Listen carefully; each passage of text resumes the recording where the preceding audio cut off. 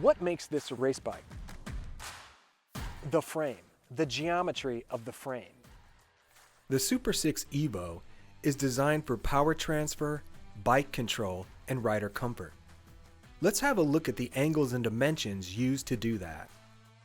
It has a short wheelbase. That makes the bike agile and responsive. Short chainstays and a steep seat tube angle bring the rear wheel close to the bottom bracket. That makes the back end react quickly to rider input. Moving to the front end. A short head tube lowers the rider's hand position, which moves the rider's center of gravity forward. This aggressive forward position balances the rider's weight over both wheels. Transferring rider weight to the front wheel increases the rider's feel of the road. More force is transmitted back to the hands. The result is a feeling of stability and control. The steep head tube angle and low fork rake keep the steering pivot point close to the rider's center of gravity. That makes the steering feel quick with a light touch. The result is precision cornering and overall agility. In fact, most things you do on a race bike feel lively and controlled. Cornering, sprinting, climbing, or just tracking in a straight line at speed. Tube shapes and material layup also determine a frame's handling performance and road feel. Shapes and layups are used to make a bike stiff where you need it to be and compliant where you want it to be. Let's look at the endurance geometry of the Synapse. The rear end of the Synapse is the same racy geometry as the Super 6. The seat tube angles are nearly identical. The Synapse chainstays are a ½ centimeter longer. The bikes have the same effective seat tube length. The shorter actual length of the Synapse allows for more exposed seat post. The seat post is more flexible than the rigid frame, so having more seat post than frame creates more compliance in the rear end. The top tubes are the same length. It's at the front end of the Synapse where the significant differences happen. Like most endurance frames, the Synapse has a taller head tube. This increases the bike's stack height.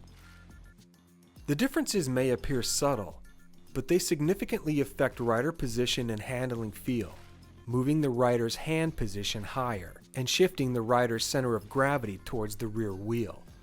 The result is less weight distribution to the front wheel, which reduces road feel. The loss of feel is most noticeable when cornering.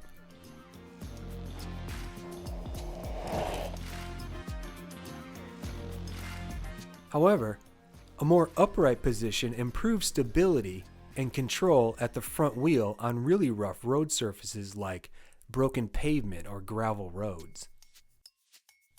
More stack height also requires less forward lean to reach the handlebars, adding comfort on long hauls. Another significant deviation at the front end is head angle and fork rake. A more shallow head tube angle and increased fork rake move the front wheel forward. This allows greater fork deflection over rough surfaces, building compliance into the front end. It also moves the steering pivot point further away from the rider's center of gravity, making front wheel response on the Endurance feel more casual than on the race bike. The change in stack height, a slacker front end, and a longer wheelbase make comfort and compliance the emphasis of the Endurance platform. Lugs for full fenders make the Synapse a clear choice for rain bike or sporty commuter. Tire clearance for off-road rubber makes it the right choice for light trails and gravel roads.